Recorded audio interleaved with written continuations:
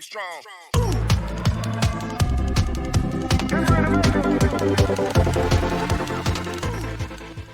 After some time, when they reach the platform, they are surprised to see Pildo Gong asking Hyungseong about him. He asks her to get a hold of himself, but he seems very angry.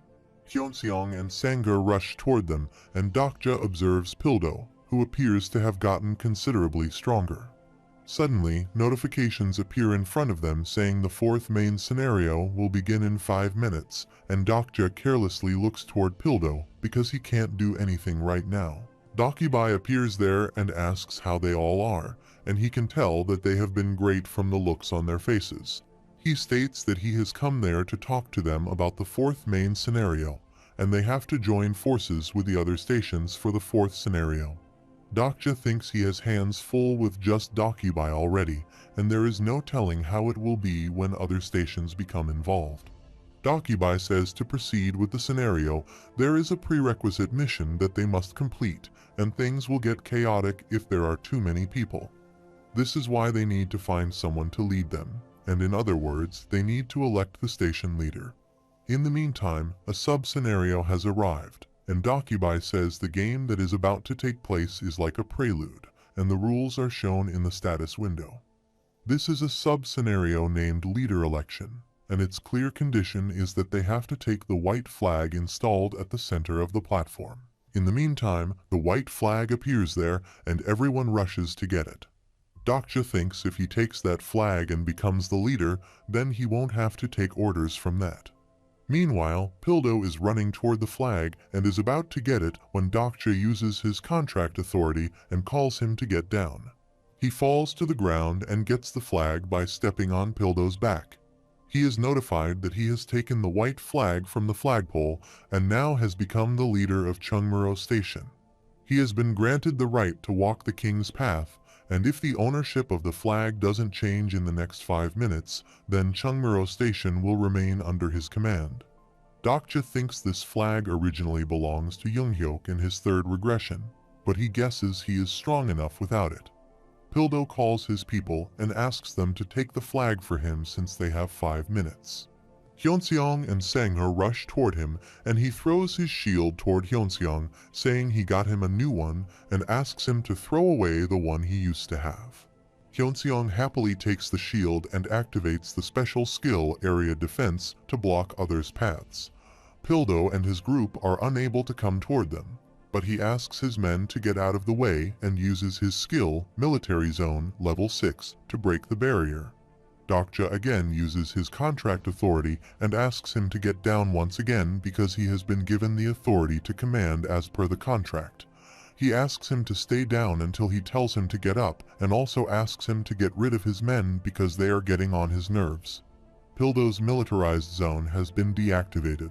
Pildo abuses him, but Dokja uses his authority and asks him to shut his mouth and stay quiet for 30 minutes. He says they have done with the housekeeping, so they will talk now, and he finds out that there are 29 people left altogether. 20 of them belong to the Landlord Coalition, and there are 9 others, including them.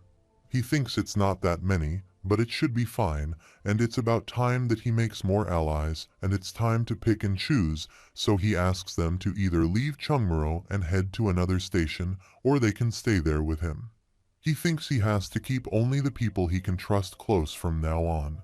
He remembers when he asked Huiwen to be his companion a moment ago, and she asks him if he never thought of her as his companion until now. He replies that it's the opposite because he may have thought of them as a companion, but that doesn't mean that they have also considered him their companion. He says she can think of it as making a deal with him, and he needs her power right now, and the information he has will also be useful for her. They have to maintain their relationship to survive, and she asks him what she is doing in the future that he knows of, but Dokja says he doesn't know about this. He says she wasn't in the future that he knows of, and this is why she needs this more than ever. He thinks she is a variable that wasn't in the original story that he created, and there will be another chance to pick a supporting constellation after this scenario. Huiwen will be able to play a key role in shaping future scenarios if she finds a good supporting constellation. She replies that it's all too sudden and she will think about it. Currently, he asks people to choose, and they say it is way too sudden, but Dokja asks him to give him an answer, and they have to stay or they will leave. He won't stop them if they are going to leave, but if they decide to stay, then they have to do as he asks them to. They get angry, and Dokja says he won't beat around the busy, but he won't charge their survival fees or anything like that. They ask him if he will guarantee their safety if they join his group, and he replies that he can ensure their protection from the outside threat, but he won't interfere with what goes on internally within the ground. A man calls Pildo and asks him to leave, saying there is no need to hear him, but Dokja says they all have to go without him because he now belongs to him. After some time, the sub-scenario has been completed, and Dokja receives 1,000 coins for his achievements. He says to the people who decide to stay there that he looks forward to working with them all. He is notified that he has now become the true leader of Chungmore Station thanks to the power of the white flag, and now there are 24 people in their group. Many people have joined the group with them, and they also ask him for forgiveness, and Dokja says he is not the one they should be begging for forgiveness. He is notified that he has been granted authority over the Chungmuro group thanks to the power of the white flag, and they can punish any members that disgrace them, and they have insufficient fame to be named a king. Meanwhile, Dokkaebi appears there and asks them to start the main game now and activates the fourth main scenario. The name of the scenario is Capture the Flag, which has 5 clear conditions, and its time duration is 2,000 coins. They have to defend their flag and, at the same time, plant their flag at their flagpole. Their next target is Changsan Station. There are 2 stations between Chingsu and Changsan Station, and Sangha asks if they have to fight other people again. Hyunseong reads the condition and says that once they plant their flag on their flagpole, they will have the other group at their disposal. He says they might not have to kill anyone, and Sangha also thinks the same because it doesn't tell anywhere that the losers will die. If they can assimilate them into their own group, then they may be able to complete the scenario without killing anyone. Dokja thinks there is no such thing as a deathless scenario, and the 4th scenario will have more casualties than any scenario that came before it. Huiwen asks about the line going to Changsan Station and says they need to know that first. Hyunseong tells her that it's line 6, and if they move through the tunnels, they could go through Yaksu and pass one of the transfer stations. They decide to split the group and think of leaving some of them behind for guard duty while the others go scouting. After that, the safety barrier around Chungmuro was deactivated due to the scenario, and they can now move freely between the stations. Dokja then sees Pildo lying on the ground and says he can talk now, and also says he knows that he doesn't like him, but he needs to adapt to the situation. He asks him to know better where to draw the line if he wants to survive. He keeps him in charge of guarding the station and says he won't force him to follow his order, but if he does as he says, then he will reward him accordingly. He asks him to think about his family, which has been separated from him, and Pildo wonders how he knows about them. Suddenly, they can see many bikes rushing towards them, and they are shocked at the invasion already begun when the scenario only just started. There are many people entering the station, and Dokja instructs everyone to lower their weapons and approach them slowly. Their leader asks him to calm down and says they are not there to fight them. He introduces himself as Iljun Kang, and the vice leader of the Dongdaemun group, while Dokja wonders if he knows him. He then remembers that he is one of those variable he was worried about. His skill works on him, which means he is one of the characters in the novel. Dokja tells him his name, and he is surprised to hear his name, meaning he already knows about him. He then greets him and sees the flag in his hand that he must be the leader there. Dokja observes that he seemed off for a moment just now, and he asks him to get to the point if he is done looking around.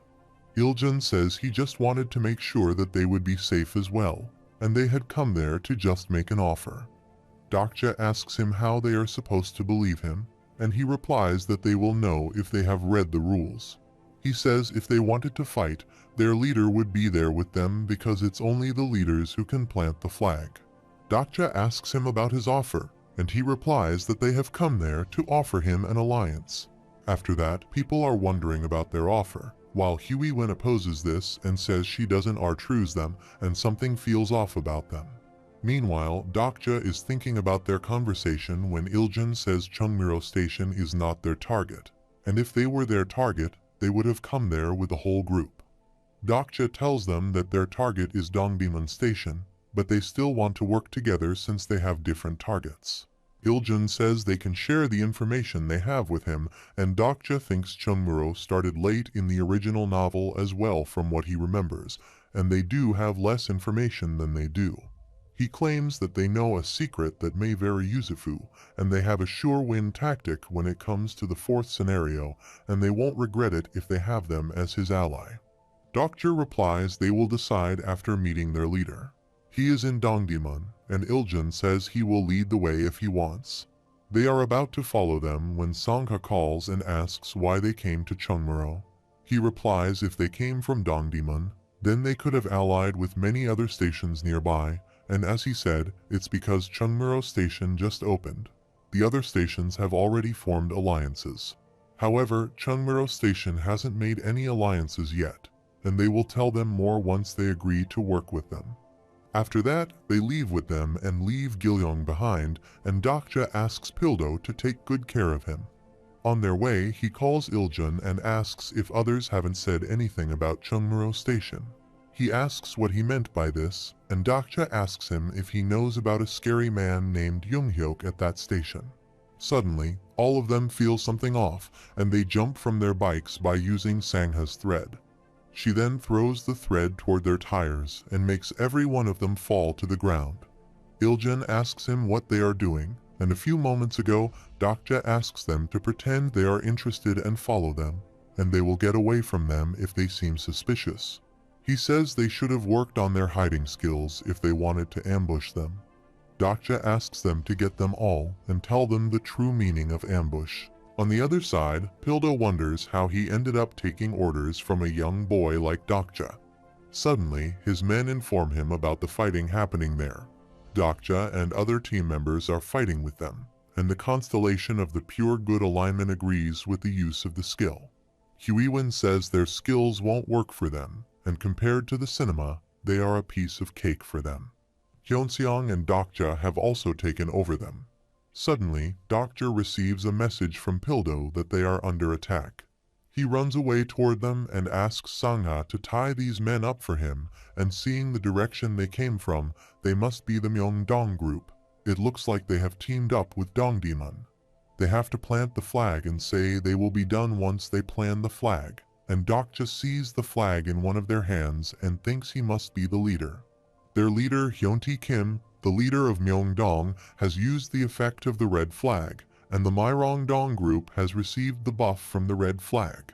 He asks his men to fight until they get to the flagpole, and with this, everyone's attack and defense has increased by 5%. Dokja sees a red flag in his hands, which means he is the leader of Myeongdong Station. The flag's color determines the victor in this battle of flags. There are red, navy, brown, purple, and black flags starting with white.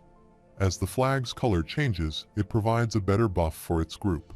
Seeing how they have a red flag, it means that they have either taken over another station or killed the leader of another station and taken their flag. Dokja sees they seem not too bad on the battlefield, but that's nowhere near the skills they need to take over Chungmuro. In the meantime, Pildo activates his militarized zone, level 6, and starts his private property to throw attacks toward them. He attacks multiple men simultaneously, and Myung asks them to regroup, while one of them says this isn't in the intel they had gathered. He asks them to run and retreat at the same time, but Dokja appears from the other side and asks where they are going. He activates his Unbreakable Faith's unique property, changing the ether affix to fire. He starts burning all the people while they are trying to run away. Their flag falls to the ground and many of them get injured. Pildo rushes toward the flag, but Dokja calls him and asks if he is itching for a beating. He returns to the station and Dokja picks up the flag again. Now his white flag has evolved into a red flag. The white flag has absorbed the contribution points accumulated in the red flag. Now he is one step closer to the king's path. It is revealed that the flag boosts the stats of not only the leader, but also all the members belonging to a group once it reaches the red color. This is what causes them to attack all the stations on their way to their target station, and all the other stations and their leaders should be at war with one another to upgrade the flags they have. Dokja asks Pildo to go a little easy on them, but he counter-questions him, asking how he is supposed to go easy when they are coming at them like that. He is notified that the remaining members of the Myeongdong group are awaiting his order, and he thinks he can't get any helpful information out of them now. He supposes they probably knew who was at this station before they attacked. Iljun was puzzled to hear that he was the leader there, and they attacked without hesitation and wondered if the prophets had told them about Chungro. After some time, he goes to Iljun and asks him what he will do with him now, and Dokja replies it will depend on how useful he proves himself to be. He says the constellations have deemed them evil, and they should try torturing them, and they will just kill them if they refuse to talk. Dokja says he will count to 3.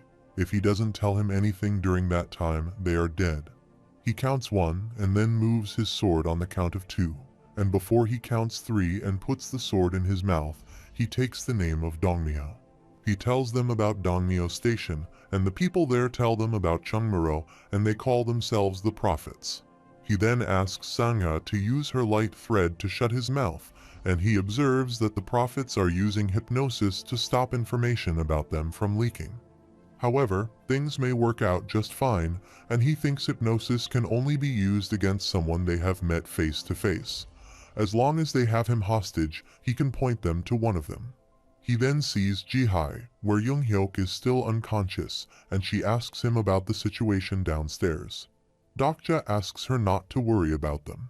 She asks him if her master will be okay, and Dokja says he is not as mentally prepared as she might expect, and he will get better after a good rest. Jihai observes he sounds like he knows a lot about him, and he replies that he knows him better than anyone else in the world. He gives her a letter, asks her not to read it, and gives it to Younghyuk when he wakes up. He knows that she will probably read it, and it's full of words that only Younghyuk would understand, so she won't get it though. He wonders if what he wrote in the novel is censored for the constellations, and the constellation prisoner of the golden headband expresses his distaste for censorship. She calls him, asks permission for a question, and talks about their conversation earlier in the morning. Dokja is worried that she heard the conversation and thinks he has yapped his mouth off, not thinking about whoever was nearby. He plans to play dumb for now and asks her what he did say. Suddenly, she starts shouting at him and says he promised himself not to think that.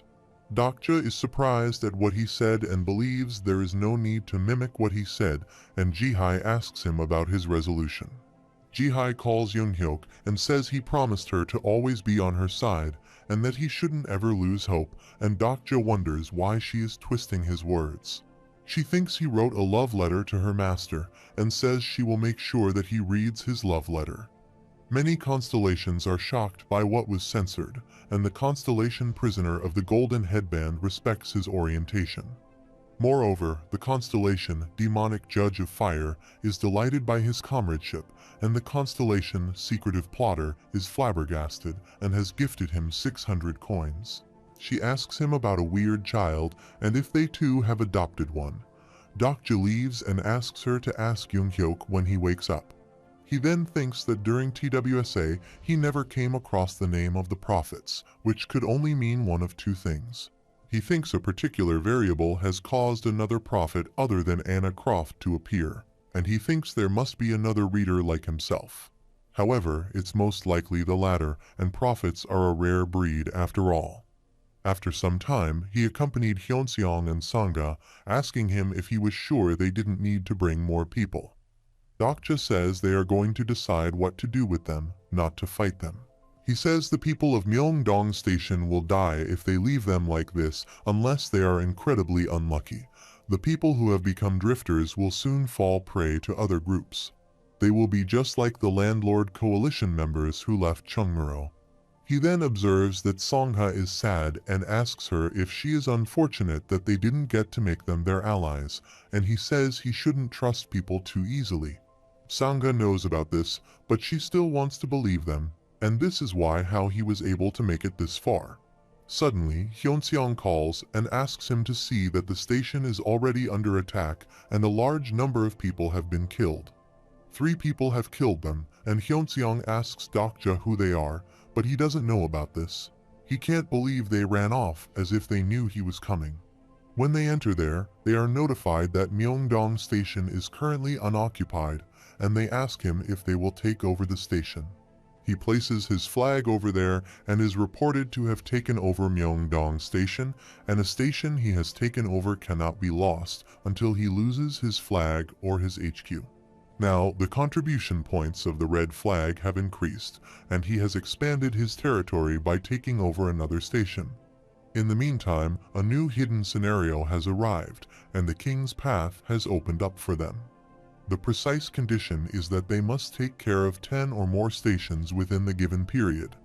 The time is 10 days, and the leader and everyone in his group will die if they fail to take over at least 1 station per day. Sangha asks him if he will be okay, while Hyoseong is glad he is the leader. Dokja wonders if they are good people or naive because most would be green with envy that he got the hidden scenario. They ask him if they should call him His Majesty from now on, and Dokja says they must be joking because he doesn't want anything like that. Huiwen says if the hidden scenario is actual, they should try to take over a new station right now. The hidden scenario again appears there, which states they must take over 10 or more stations within the given period. Dokja says they should first learn about the people who attacked them, and they will head for Dongmyo right away and ask Huiwen and Hyunseong to come with him. He asks Sangha to stay there, and she gets sad at this. Dokja calls her and says not everyone is good at the same thing and thinks she is probably thinking about her role in the group. She is neither a great fighter like Huiwen nor an excellent tank like Hyunseong, and she doesn't have a great hidden ability like Gilyong. He asks her to remember what he said in the subway, that she has her own life and his own life. She gets happy about this, and Dokja says she is needed there. They can't leave Gilyong there alone like this, and they also need someone to watch over Pildo, and they need someone to lead the anxious group members. They also need to defend themselves against Hohyun, and the enemies can come for their station while they are away. Depending on the situation, they have Pildo for that, but they may need Sangha's skill. He says he wants to give her a little to cheer up her mood, and Hyunseong suggests Miss Yu. They are notified that he uses his authority as the leader, and Chungmuro's leader Dokja has shared his authority with Sangha Yu. They shake hands, and Sangha isn't sure if she is worthy of this, and she has become the vice representative of Chungmuro Station. He is only doing this because of her. She can punish other group members instead of the leader. She promised him to do her best, and they headed to their next destination. He observed that she had been a bit down lately, and he didn't do it just to make Sangha feel better. It was because he believed she would be perfect for the job. He thinks she wasn't just a pretty female employee of HR that everyone looked up to, and he gave her the job because everyone had their field of expertise. On their way, Huiwen asks him about Younghyuk and if it is okay to leave him there, and he replies that he should be fine. Dokja asks her if she has a baby brother, and she replies that he started 7th grade this year. She says having a baby brother is annoying, and he never listens, picks fights with her, and even causes trouble at school, so he has to go in place of his mother. However, she worries about him because he is her family, and Dokja has the same feeling for Younghyuk, and he guesses that he doesn't hate him all that much. Dokja says he hates him because he got into so many fights because of him, and in the earlier years of TWSA, he wasn't the only person reading it. It had many readers during its first 10 episodes, and even 12 readers until its 50th episode. He thinks he may be one of them he will face soon. In the meantime, Hyunseong calls him, and they too seem to have gotten quite close. Huiwen asks him if he is getting jealous of them, and Dokja thinks he went to an all-boys school, majored in engineering, went to the army, and never faced a woman in their lives. After some time, they arrived at Dongdaemun History and Culture Park Station, but they found it strange that no one was around. They are notified that the station is under the control of Dongmyo Station, and if they want to take control of the station, they have to steal the Dongmyo Station flag or plant his flag at the station's flagpole. They come forward, but Injun tries to stop and say something, but Propitz forbids him to do anything. There is a notification that Iljun has become a wanderer, and Dokja says it looks as if Dongdaemun Station was taken over. It must have been a trap, and Dokja thinks whoever had Myeongdong and Dongdaemun attack Cheongmuro must have known they would fail to take over Cheongmuro. They probably wanted to take over Myeongdong and Dongdaemun while out, and those people they saw in Myeongdong probably belonged in their group. They are the people who knew that they would win and who knew about Cheongmuro's original leader. He now knows about those so-called prophets. Suddenly, Hyunseong felt someone's presence, and a man called Iljun to say he had brought unwelcome guests. They ask Dokja to introduce himself while he achieves the skill of checking his character profile. But it shows that his profile cannot be browsed using character profile because he doesn't have a registered character profile. Dokja tells him they have come from Cheongmuro, and he uses his skill, search attribute on him. But Dokja's personal skill, the fourth wall, has blocked the search attribute skill, and he feels pain in his head. Dokja asks him about his name, and he knows that he is the man who knows about Young-hyuk, the original leader of Cheongmuro Station. Dokja lies to him and tells him his name is Young-hyuk Yu, shocking everyone. He thinks TWSA describes Young-hyuk's appearance quite often, and the adjective used the most in describing Young-hyuk is handsome. But with his looks, he guesses he could pull it off. The leader now seems scared of him and calls him by the title Sir, and he is sure that this person in front of him has read TWSA. He again tries to use his skill search attribute, but it won't work on him, and he thinks he must know who Hyunseong is now.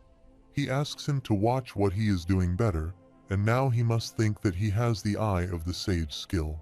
He exclaims he already knows that he is using his skills to look them up.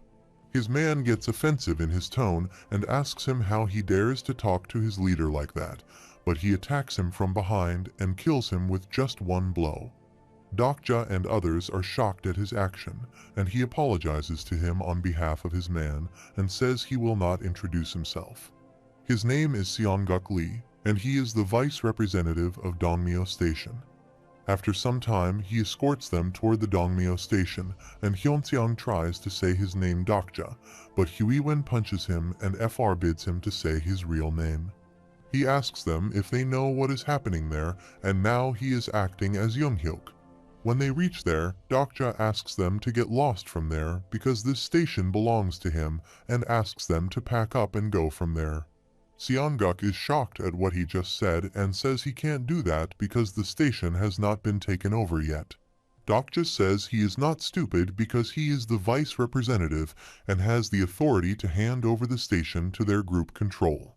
He threatens them saying he will kill all of them if they don't hand him over to the station on count of 3. He starts counting and says they must not get how serious he is, and on the count of 3 he takes out his sword angrily. Seongjik gets scared and agrees to leave the station, but he says they are too late and asks them to give him Dongdaemun as well. He thinks he was transferred the rights to Dongdaemun Culture and History Park and came to Dongmyo to be transferred the rights to Dongdaemun as well. Seongguk begs him and says he can give him Dongdaemun Culture and History Park, but Dongdaemun requests him to meet with his leader first. On his king's honor, he promises him that he will not do anything to harm him. He is also notified that Dongmyo's vice representative Seongguk Lee has made a promise on the king's honor. Seongguk will be punished dearly if he breaks his promise. He thinks if he remembers currently, the leader there will be that loser, while Seongguk shows him the way towards his leader. Dokja wants to know 2 things at the moment. One is whether Seongguk Lee has a file on him, and the second is how many prophets there are who are like him. Dokja activates his personal skill, the fourth wall, and character profile at the same time, but this is unlikely seeing how they used search attribute skill instead of character profile, and it should be safe to say that they don't know anything about him. But he wonders what he will do if he is reading the book. He then spends 500 coins on agility, reaches him in no time, and asks what he is reading on his mobile phone. Seong-guk is scared to see him and hides his mobile phone, saying it's nothing, but he is shocked to see that he was reading a group chat. Dokja wonders how they have an internet connection now, and he thinks this is Dongmyo Station where that loser is, which means they must have the internet. Seong-guk shows him the way and says their leader is waiting for him. A man asks others to hurry and move on, and Huiwen is surprised to see they are slaughtering an animal. It looks like they are running their own little kingdom there, and Dokja asks her to stay put and watch guard while waiting for him there. He also asks her to make sure that Iljun doesn't say anything stupid. Huiwen bows before him and says his wish is her command, while Dokja thinks she is really enjoying this. They are currently in Dongmyo, and Dokja knows that the king of Dongmyo is one of the 7 kings of TWSA. He is the boy who will soon become the basement-dwelling king of the shadows. He is the boy who has already completed over half of the king's path. Dokja sees his character profile and finds his name Donghoon Han, age 17, and his supporting constellation is a shadow behind the curtain. He finds out that they could use the internet because of Donghoon Han. Since the beginning of the scenarios, internet access over the entire area of Seoul has been blocked due to the streaming channels set up by the dokkaebi. People outside of Seoul don't know of this, and he is notified that Donghoon Han has activated the skill, comment manipulation, level 3. They are doing group chatting, and Seong-guk calls him and says they have brought a guest with them today. He hesitates to say hello to Dokja, and he observes that he has social anxiety, and he asks him to make some negotiations. Dokja asks him if he is joking him, and asks him how he can be their leader and if he is going to make him talk business with a puppet. He calls Seong-guk the leader there, at which he smiles and says he sees right through him. He asks him if he is the leader, then why he brought him there, and he replies that he wants to talk to him in private. He informs him that the tent is under the influence of the block soundwave skill. He exclaims what he is about to tell him is of great importance to them all, and he reveals that he is a prophet. Dokja thinks this is good because he is finally getting the information he wants. He also knows about his special power, the miracle of regression, and this is a special power that he alone possesses in this world. Dokja hopes that the conversation is being filtered, and Seong-guk knows that he has regressed through many lives. He also knows that he fought against horrible enemies and fought to save humanity against the otherworldly forces. He has been putting up a lonely fight all on his own, and they have nothing but respect for his noble cause. Dokja thinks Young-hyuk might have cried if he heard this, and Seong-guk says he might have realized this through his many regressions, but despite his miraculous abilities, he cannot manage alone against the oncoming adversity. He exclaims that things will be different this time, and they, the prophets, were blessed to assist him through his current regression.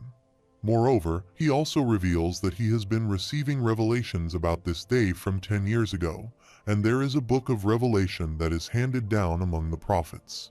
He exclaims that they have a record of his legendary exploits in this world, and he has a book that tells of his past, his present, and his future.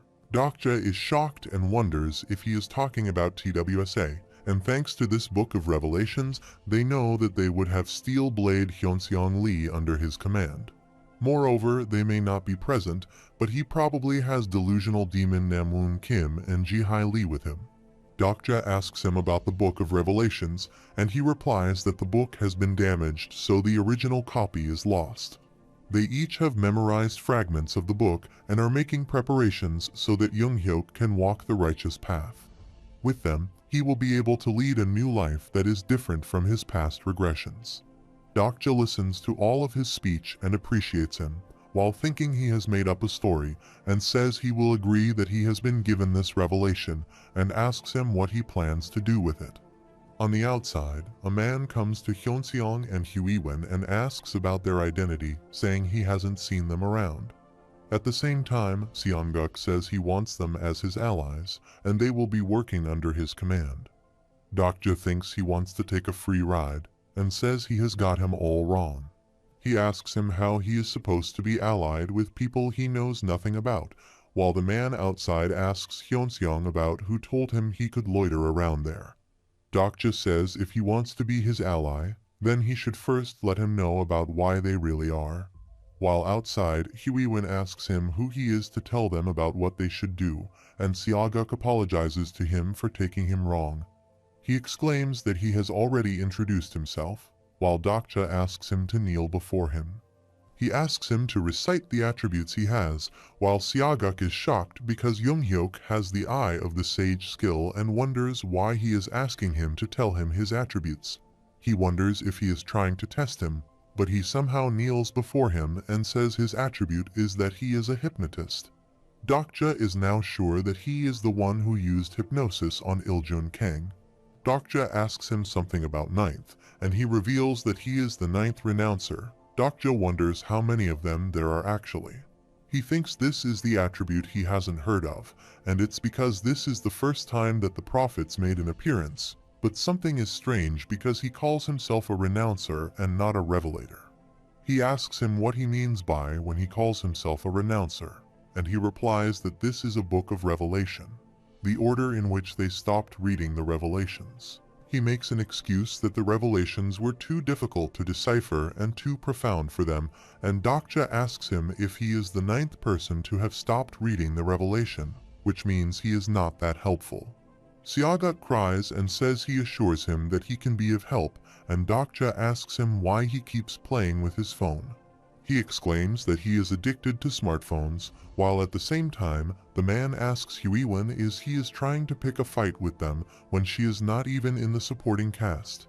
She doesn't understand what he is talking about, and after a while, they hear some noise from the outside. Dokja wonders if a sub-scenario appears there, but when they come outside to see, they are shocked to see that Huiwen has picked up fighting with the boy and has attacked him. After a while, Seoguk apologizes to them on his friend's behalf and says he doesn't know any better. The fight was broken off soon enough thanks to their intervention, and if he was a little too late, then the boy would have been killed by Huiwen. The boy also apologizes to them while Dokja tries to check his character profile, but it cannot be browsed because he is not a registered character. He then calls Huiwen and says he asked her to stay aside, but she angrily says he was the one who picked a fight with her. She calls him Mr. Yu and apologizes to him, while the boy asks him if he just called him Younghyuk and finds out about him. He then calls Seongguk and says he wants to talk to him in private, and they ask him to wait for them outside. Dokkaebi appears there and Dokja spends his 2,000 coins on enhancing his hearing and has acquired the skill Enhanced Hearing. He activates the skill Enhanced Hearing Level 1, and the boy says to Seonggol that something isn't right. He says the author told them that Younghyuk is good-looking, while this man is not as good-looking as he expected him to be. Seongguk denies his claims and says people have different standards, but he is definitely Younghyuk. The boy exclaims that he remembers things because he has the memory enhancement skill. He also worried about Huiwen that she shouldn't be there at Younghyuk's third regression. He suggests he test him out, and if he really is Younghyuk, then this would be their chance to show those people who read over 50 episodes. Dokja now finds out that these are the people who wrote all those bad comments about Younghyuk being lame. After some time, they come to him, and the boy apologizes to him for his transgression earlier and says he will not introduce himself. His name is Minseobyung, and Dokja asks him what number he is. He shockingly asks Seongguk if he told him about this, and he replies that he had no choice. He then states that he is the 1809th renouncer. Dokja wonders how many renouncers there exist, and he exclaims that there are around 48 that they know of. He thinks the first episode of TWSA was viewed around 1200, and it was dropped from to 129 around episode 10, so he assumed there would be at least 100 of them. Seoguk guesses that there were many more prophets, but they might have died during the first scenario. Dokja asks him why they died even when they knew the future. He replies that is because most of them only recently realized that the prophecy was real, while Minseob says he is honored to have met him. He then asks him permission to ask him some questions for himself, while Dokja says he must be doubtful whether he really is Younghyuk or not. From what Minseob remembers, he had the delusional demon Namwoon Kim with him during his third regression. But now he has that woman with him instead of Namwoon Kim, and he thought she was Ji-hai Lee, but she seemed older and had a different name. Dokja replies that the delusional demon doesn't exist in the current regression, and he was killed by one of them.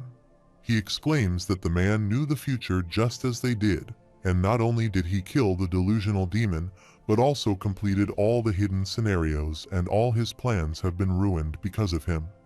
Dokja is talking about himself right now and says he is even taken to impersonating him as of recently, and he beat him to a pulp the last time he met him, but it's likely that he's still in the vicinity of Chunmuro. They are shocked while the Constellation, secretive plotter, is impressed by his shameless lies, and they think this is the reason of the changes in the third regression. Seoguk says he may know the man who killed the delusional demon, and first he tells him one thing, that not all the prophets are on the same side. After some time, they give them individual rooms, and Huiwen asks how they managed to get this big. Before they can say anything, Dokja stops them and spends 3,500 coins to activate the Navy flag's special ability, and now he can use group chat with his group members. After talking to Seonguk and Minseob, he was given Dongdaemun and Chunggu, making his flag turn Navy, and currently he owns a total of 5 stations. However, it's too bad that he didn't get Changsan Station, and being right in front of Dongmyo, he thought they had control over Changsan, but he was wrong. Seonguk says there is a group who call themselves the 12 Disciples, and they claim to have read the real prophecy, and that they have the power to change the world, and they have read more of the prophecy than they have. Dokja thinks 12 is the number of views the 50th episode of TWSA had. Seonguk says there are 11 known disciples currently, and their guess is that the prophet he crossed paths with is the last disciple whose identity is unknown. Unlike them, they are looking to take control of this world using the revelation instead of helping him to save this world from ruin, and they are a selfish bunch who only look after themselves. Dokja thinks it is most likely that he is the 12th person who has read episode 50, and Seonguk begs him to take them under his wings and put a stop to those heretics. He sighs and agrees to help them, but in return he wants the right to Changsan Station. Minseob apologizes to him and says they can't give him Changsan Station because it doesn't belong to the Dongmyo group. It is currently ruled by the Tyrant King, who is one of the 7 kings of Seoul, and he is as powerful as Younghyuk-yu at the current point in the story. It was too early in the plot for him to be crowned king, but they told him some prophets helped the Tyrant King's power grow by mistake. Dokja thinks they don't even remember what happened in the novel, and there is no way they would be doing a good job. Huiwen is shocked that they know what will happen in the future. They are talking in their group chat, and Hyunseong asks him if this is the reason he pretended to be Younghyuk. Huiwen says they should stay there a bit longer since they need more information. Seonguk then asks him not to worry too much because they have been preparing a secret weapon to get rid of the Tyrant King.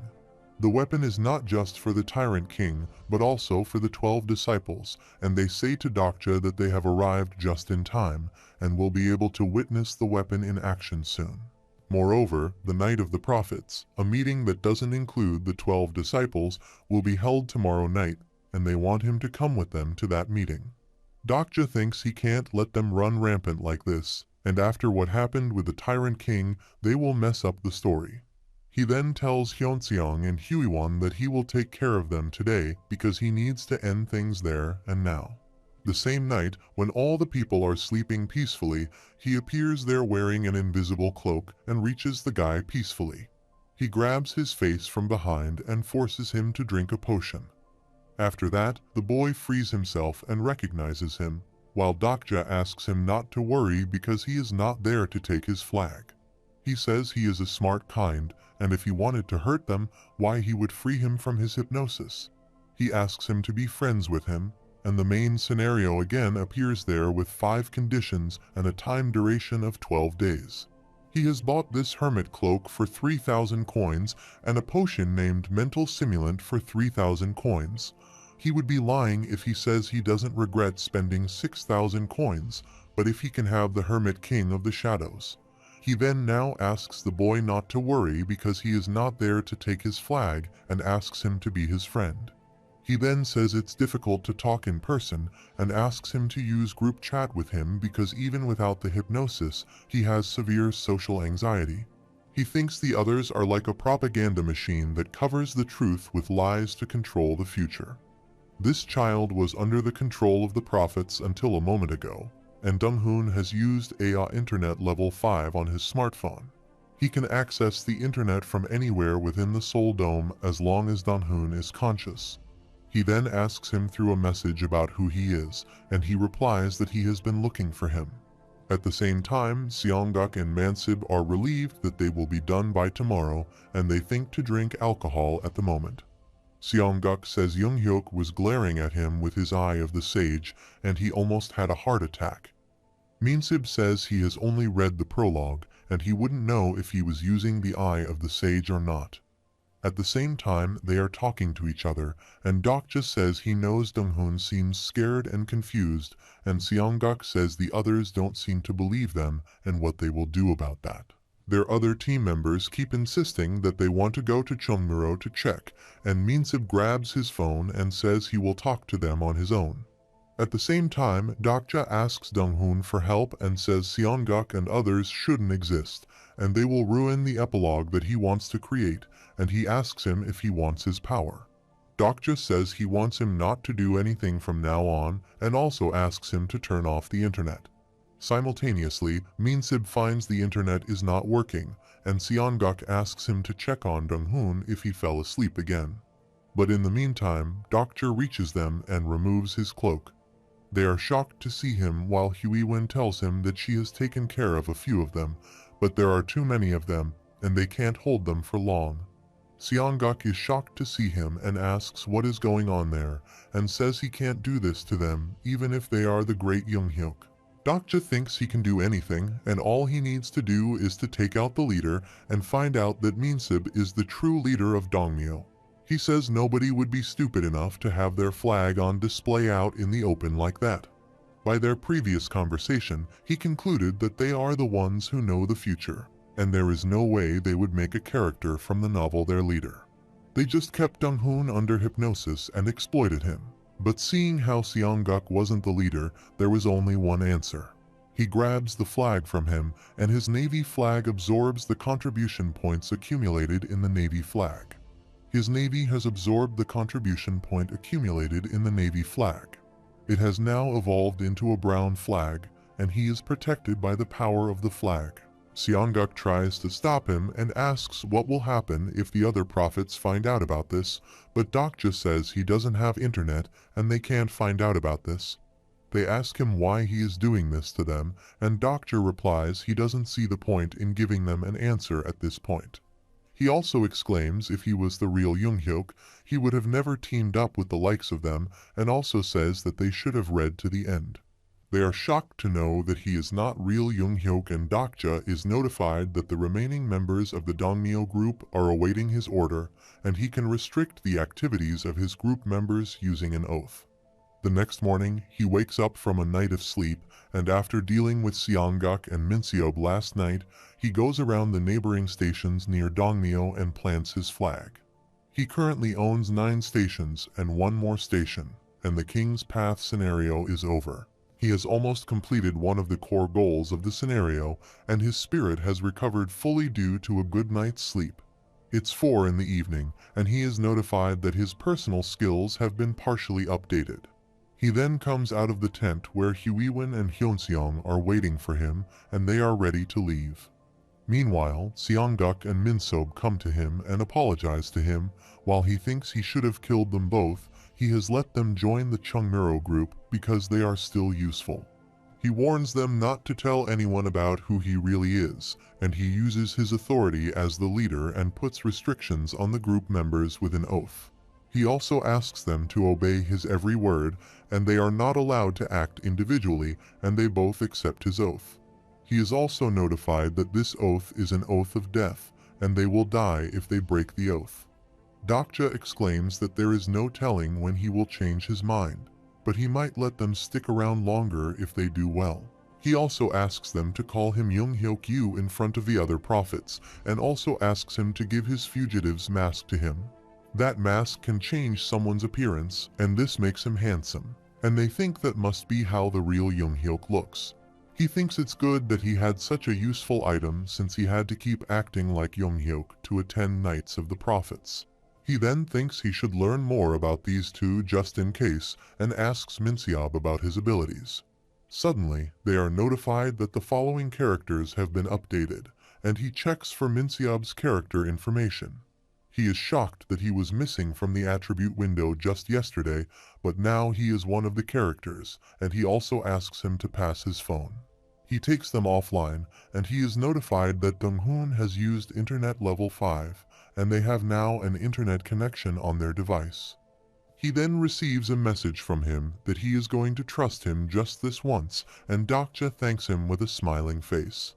There are many notifications appear there saying Donghoon's supporting constellation has revealed his nickname, and the shadow behind the curtains expresses his gratitude and has gifted him 500 coins. He then finds out that there are 36 people in the Prophets group chat, and Seongguk tells him that all the prophets in the group chat are early renouncers and none of them are disciples. He then asks him the meaning of what he said last night that they should have read to the end. They ask him if he knows about the revelation by any chance, and Dokja smiles and thinks he knows about it surely. He thinks they will be glad to have met him instead of Jung-hyuk, while in the group chat, other prophets are asking about Jung-hyuk, and one replies he will surely come because Ninth and Minseob said so last night. One exclaims that Ninth is an idiot, but he may buy it if it was Minseob who said this. They think they will all die if things don't work this time, and some exclaim they want to regress like Jung-hyuk, and they regret that they read the novel till the 50th episode. They ask each other if they are sure that no one pirated the novel yet, and the others are sure that no one pirated the novel. They want a copy of the novel badly and want to read it while Dokja is reading the chat and says they have to pay for it if they want to read it. After some time, Seongguk tells him that they have arrived at Angguk Station. After some time, the Night of the Prophets has begun. Dokja says nobody must have taken this place over yet, and Seongguk says it was a pact made between the prophets and it could be dangerous to gather at a station that is controlled by someone. One of them recognizes Minseob and greets him, and they ask each other about their condition, while the other says it has been hell because of the Tyrant King. Minseob says he told them not to go towards Daebonggu, and he should have listened to them, and he sees Dokja and asks if he is Jung-hyuk. He bows before him and says it's an honor to meet him, and the others say he is much more handsome than he imagined.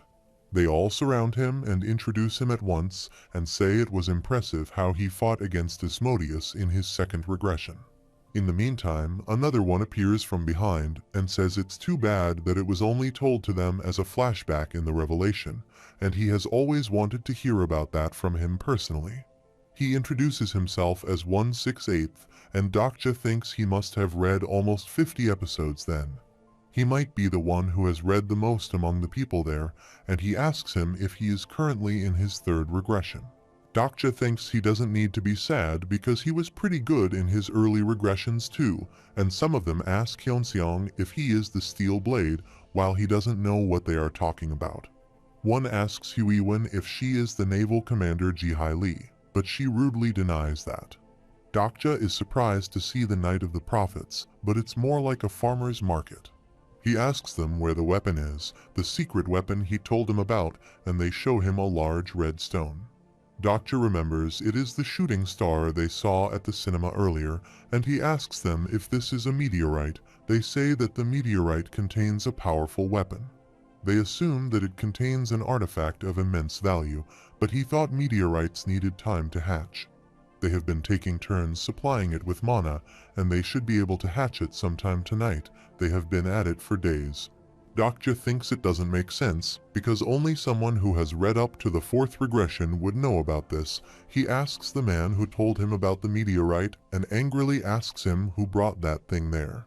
He thinks there's no way someone who gave up that early could know about this, and the man replies that it was 1124 who told them about this. He tells others that it is a trap and they have to get out of there, and wonders who could have come up with such a crazy idea to use the thing as a weapon.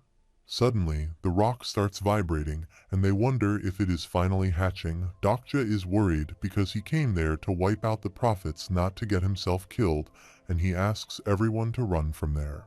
He tries to run away, but there is a barrier that blocks him, which means he is too late. The constellations who were protesting the excessive dialogue censorship have stopped. Moreover, many constellations are interested to see the sign, and the constellation, Prisoner of the Golden Headband, is very intrigued by what is happening. The constellation, Secretive Plotter, is looking forward to his ingenious planning. He then asks them if 1124 asked them to gather there tonight, and Minseob is not sure, but they had all agreed on this. He then uses group chat and asks Huiwen and Hyunseong to get behind him, and says they can't run because a barrier has been put up there. He is shocked that the fourth scenario isn't over yet, and they have come across the catastrophe of the fifth scenario. He remembers that the meteorite is the main event of the fifth main scenario, and depending on its size and color, it contains either a precious treasure or something dangerous. The meteorite that he sees before him is the kind that should never be hatched. They are notified that the signs of the fifth scenario begin to appear. One of them comes forward and tries to say something, but the light falls on him and kills him right away.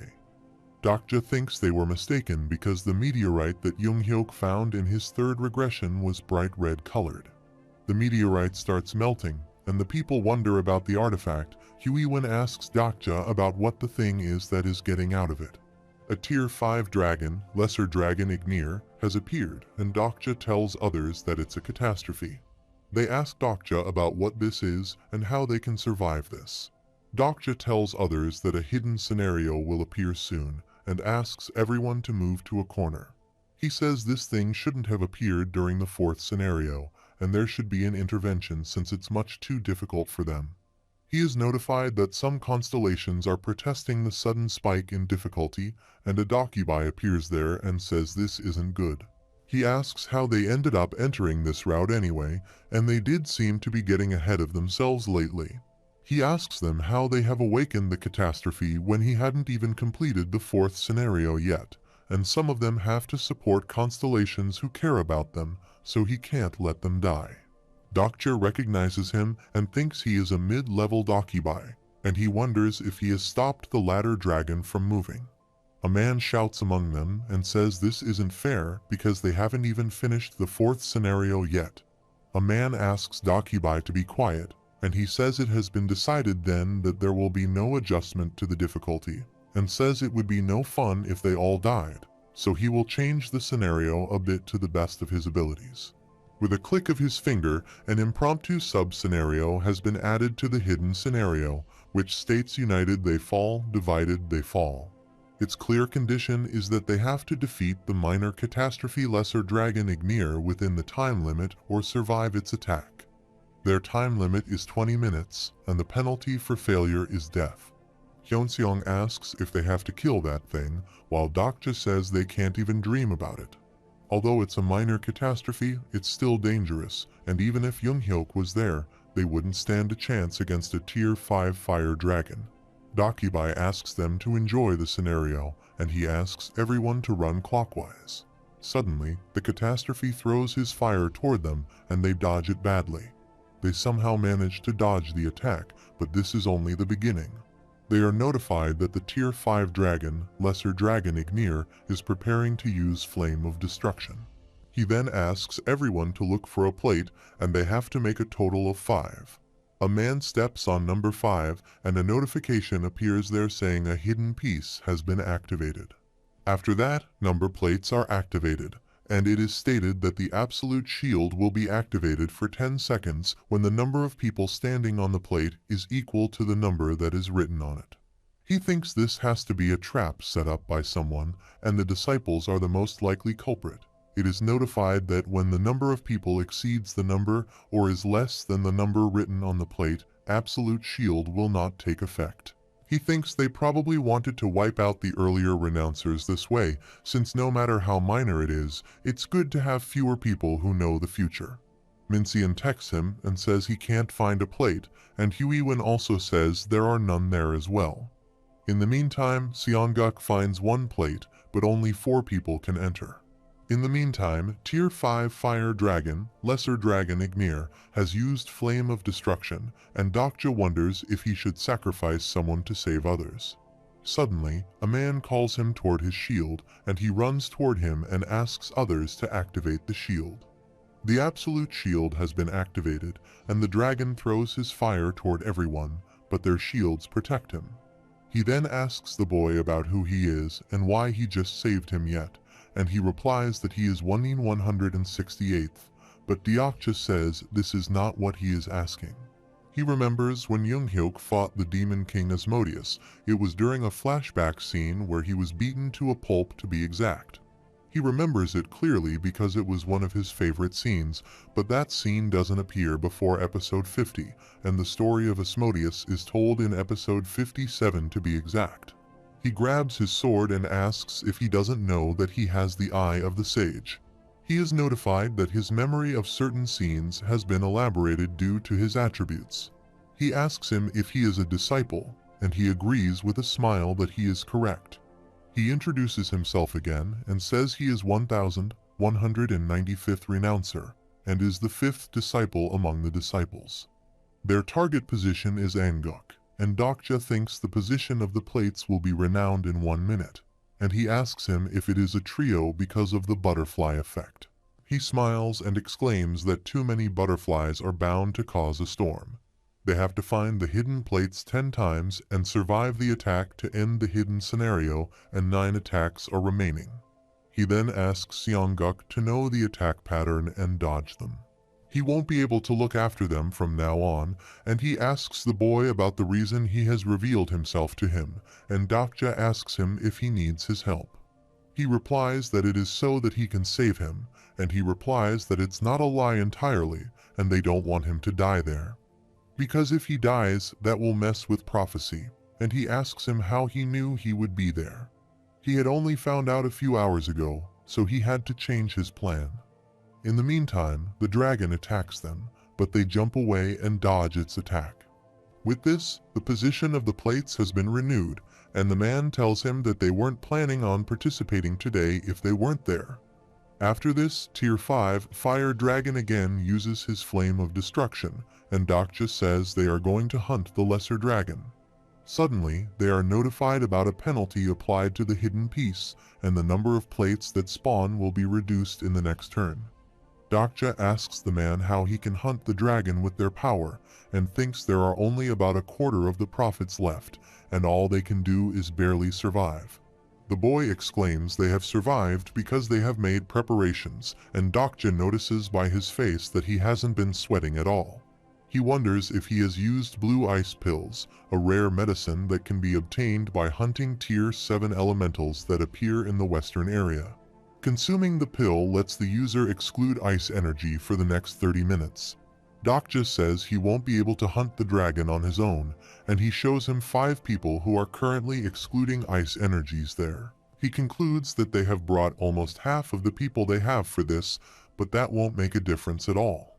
The boy says that is why he is asking him to help them, and he will give him blue ice pills if he agrees to help. Dokja asks what will happen if he refuses his offer, and he exclaims that he and his friends will die there. Dokja exclaims he doesn't care about his friends, and he replies it is just as the prophecy foretold, but he should think again. He also makes him shocked by saying his HQ should have fallen under their control by now. He also knows about Naval Commander Jihai Lee, the kid with the weird powers, and one of the 10 evil Pildo, which is different from the prophecy, but he has himself a good team. He asks him if it will not be a trouble for him to regress again if they all die there, and asks him what he will do if he loses Chungmuro. Dokja thinks they must have planned to take Chungmuro the moment they heard he would be there. He also exclaims that their group has already taken over 10 stations and completed the scenario, and he should know very well the difference between the group with a king and without a king. He says it should be all over by now, and their group should be waiting for them to make a decision right in front of the Chungmuro flagpole. Dokja is shocked and thinks there aren't people nearly as smart as this in TWSA, and he asks him about his king and the number renouncer he is. He replies that their king doesn't like being called a renouncer, and he is the only prophet to have read all the prophecy, and he knows all about his past and future. Dokja stops there, and the boy asks him about what he is doing and asks him to enter the hidden piece, but he asks Huiwen and others not to get out of there no matter what happens. Dokja smiles and says he must have forgotten what his stigma is and wonders if there is another person who read the novel to the end. He turns back and the boy asks him to turn back, but Dokja says he is not afraid of dying because he can just start over again. He then wonders if it will be the same for them and says they are just an anomaly in his current regression, but he asks them if they will perish with the world or not. He smiles and says they should know the answer if they have read the prophecy, and he knows that something like that can never happen. He rushes toward the dragon, and with this, he is notified that the lesser dragon Ignir has used Flame of Destruction. He then finds the flagpole for Angok Station behind the dragon and tries to put the flag there. He finally puts the flag on and is notified that he has taken over Angok Station. He has currently occupied Cheongmuro, Myeongdong, Dongdaemun, History and Culture Park, Dongdaemun, Dongmyo, Sindang, Cheonggu, Yaksu, Sinseoldong, and Angok. He has taken control of 10 stations in total, and the contribution points of the brown flag have increased. He has completed the hidden scenario, the King's Path, and a new King's Path has become available to him. 3 options appear in front of him, and he chooses King of no killing among them. He then asks the dragon to be more careful since he has only lived once after all.